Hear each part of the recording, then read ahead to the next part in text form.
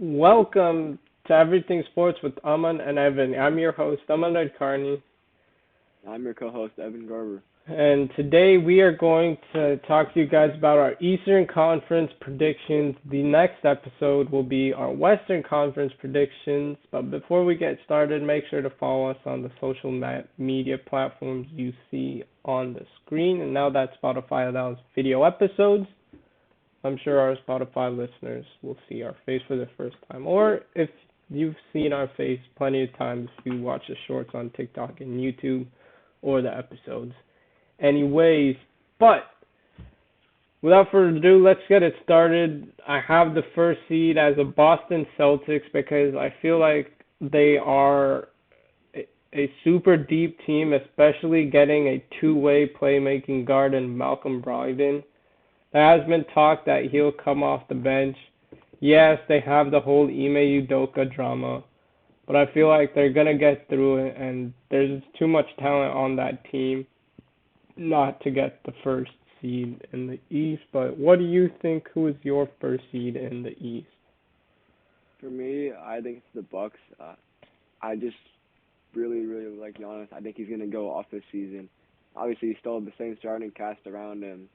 I just think that the experience will put in both Celtics, and I just think that the Celtics they have a good team, but I'm not sure how much Tatum and the depth can carry them over the Bucks. Yeah, that makes sense. I feel like we get so enamored seeing Giannis and Antetokounmpo. I mean, who wouldn't? Because I mean, Giannis is Giannis. There's no explanation needed there. Like, I feel like when it comes to the deeper team, I mean, I agree with what you said. Giannis is amazing, but I feel like the Celtics are the deeper team, and I feel like they went out and got a playmaking guard, which is what they that was only their only weakness, obviously excluding the experience in the finals, because we know the experience the Warriors have versus what the Celtics had. But I mean, the playmaking guard is all they need, and they got that in Malcolm Brogdon, and especially if he is indeed going to be the sixth man. I thought they were going to do Smart, Brogdon, Brown, Tatum, and Robert Williams, but Williams is out for a while, and I was wrong. Derek White seems to be starting, and Brogdon being the sixth man, but I feel like the deeper team is the Celtics. That's why I went with the first seed, and then I went with the Bucks at the two seed because I certainly don't think they're going to be a three or four seed. So, what do you think are the Celtics? The Celtics are probably your two seed, right? Yeah, of course, they're definitely the two seed. Um, it's gonna be interchangeable, honestly, between the one and two. Like it could be anyone between the Bucks and the Celtics. But Yeah. even like some sneaky teams down below that we talk about later, they might even be the one or two seeds. Yeah, I feel like uh, one through six might actually be all of those teams might actually be interchangeable and have legit chances. And so, number three, I went with one of the best young duos in the league without playing a single regular season minute together. One of the best duos in the league. One of the best, like, front court and back court. You have front court, you have Evan Mobley and Jarrett Allen. Amazing. Like, their defense was good last year. They still kept Isaac Okoro, and you still have Karis LeVert, you still have Kevin Love, and then backcourt Darius Garland.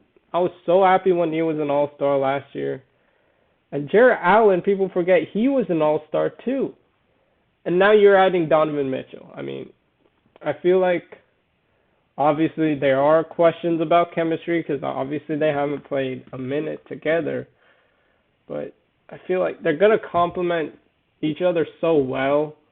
And when we get to the later teams, I have the Hawks at 9 because I don't know about DeJounte and Trae Young. Like I feel like their natural position is point guard, and I guess DeJounte or Trae could move to shooting guard. I don't see that working, to be honest. But DeJounte Murray is their defensive guard the Hawks needed to get. They traded away Huerter to do that DeJounte Murray trade, but it's going to be tough, man. It definitely is going to be tough for the Hawks. So that's why I went with the Cavaliers. I just think they are honestly a sleeper team to win it all. People forget they were going to be the 4 seed last season before they got hurt. And so I feel like now if they're the 3 seed, obviously there are experience concerns in the playoffs. I believe they'll get eliminated in the second round. Uh, I mean, every young team needs to go through that failure in the playoffs to eventually win a championship. They have experience in Kevin Love and Donovan Mitchell, which is why I say they are a sleeper for title contenders. And on a later episode, we'll talk about title contenders. For now, it's just predictions. Evan, who are you? Who is your 3 and 4 seeds in the East? Yeah, so for my 3 seed, I went with the 76ers.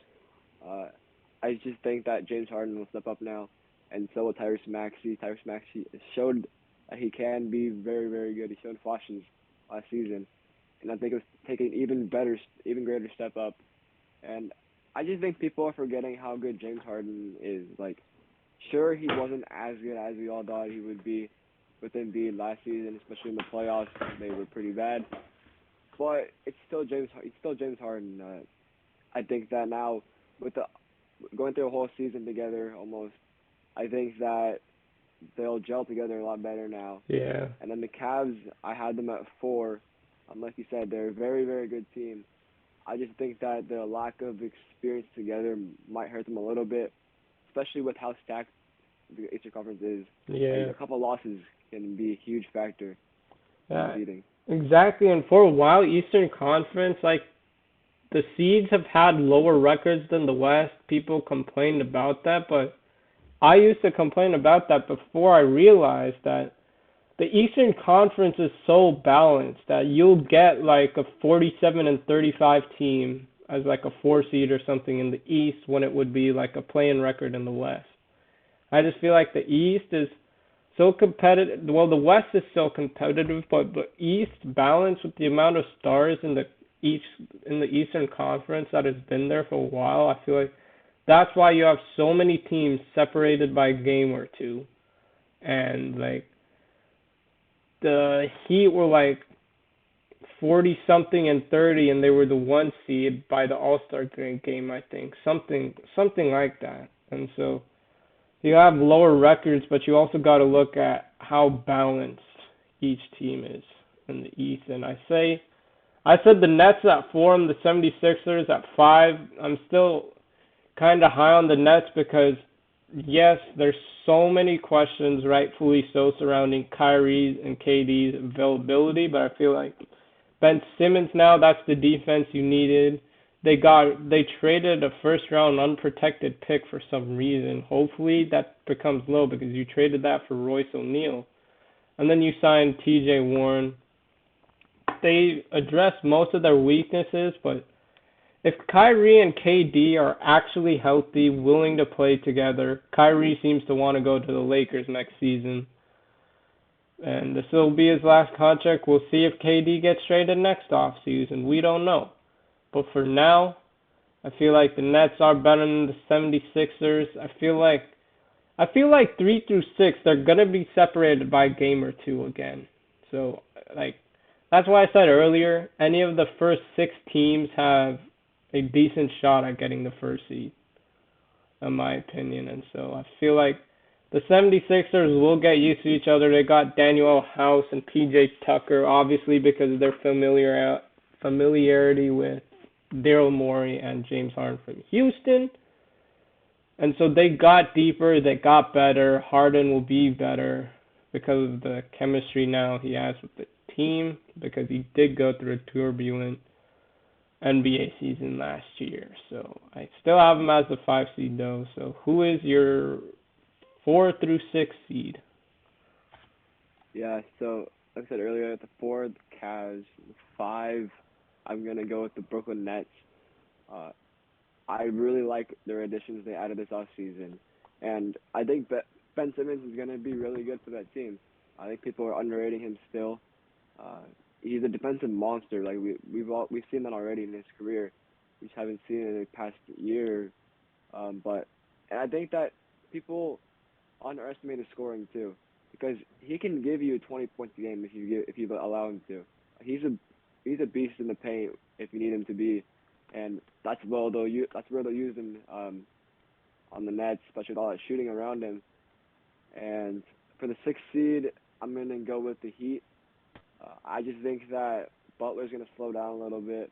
Obviously, Lowry's slowing down now, but I just think that with how stacked the East is, it's going to be hard for the Heat to win enough games to be the 3 or 4 seeds. But I think Tyler Hero, he's going to be really good, really really good still. So I think that might help them a lot, and then it might help them from falling into like 7 or 8 seeds. Yeah, and Haslam is still back to be that veteran off the bench, even though he doesn't play probably a single second. But I mean, I also have the Heat at 60 for these same exact reasons. So, I mean, I'm just going to list my playing teams in order. Raptors, the 7th seed, the Bulls at the 8th seed, the Hawks at the 9th seed, and Detroit. I feel like they are young. They might sneak in as the 8th seed, but then get swept in the playoffs. I mean, any experience that you can grow from is actually probably a good experience. But I mean, I'm not picking them to make the playoffs, but I feel like Detroit, they got Jaden Ivey. I feel like Jaden Ivey and Cade Cunningham, they're going to be such a fun duo to watch. And then they also got Jalen Duren, who I feel like the Knicks were doing anything to get Jalen Brunson. It was funny. I like Jalen Duren, Isaiah Stewart, Sadiq Bey. Luckily, Marvin Bagley didn't get a bad injury, or at least not as bad as we thought. Because I mean, yes, he was drafted really high, but I feel like he can still make a good impact for Detroit.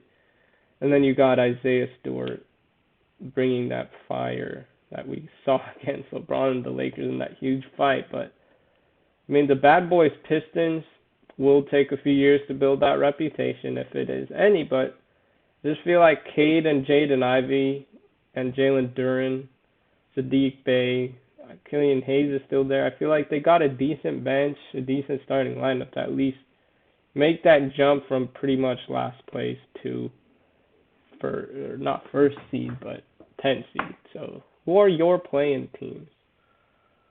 Yeah, my playing teams are exactly the same, except I have the Hawks and the Bulls switch.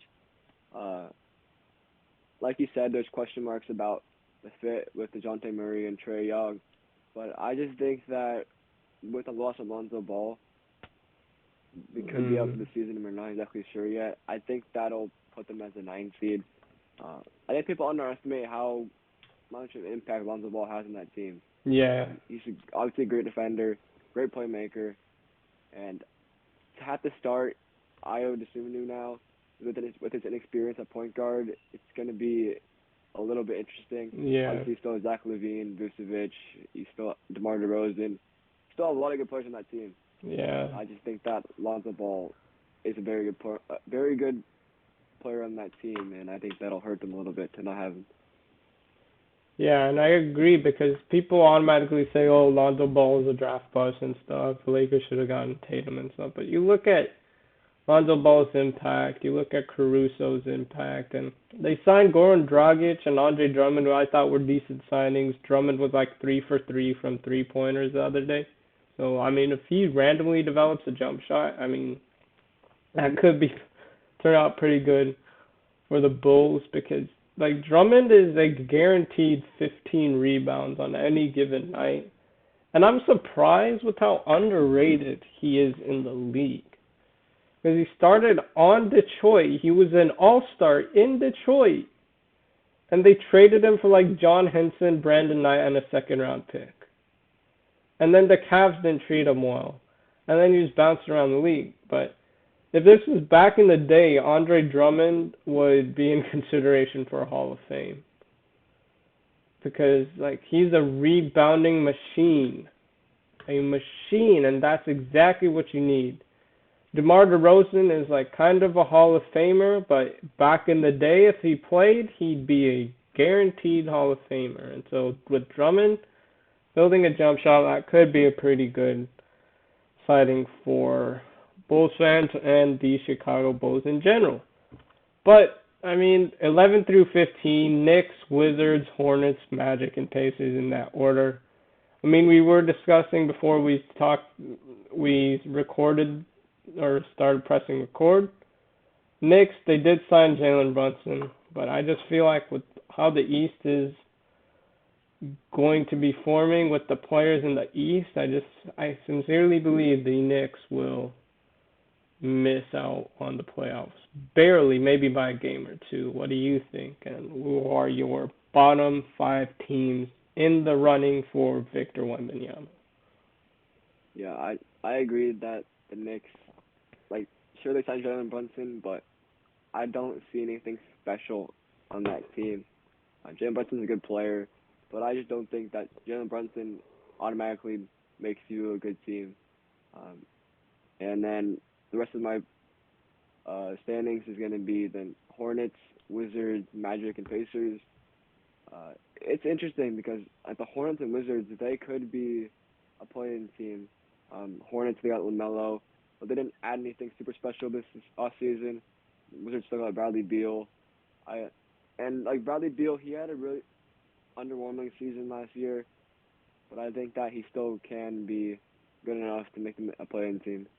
Yeah, I definitely agree. And I mean, it would be funny if the Knicks do get a lower seed like 12, 13, 14, or 15. I mean, I don't believe it happens, but injuries happen, stuff happens during the season. It would be funny if they jump up and get the first pick in the draft to get Victor Wembanyama after they kept dropping in the draft.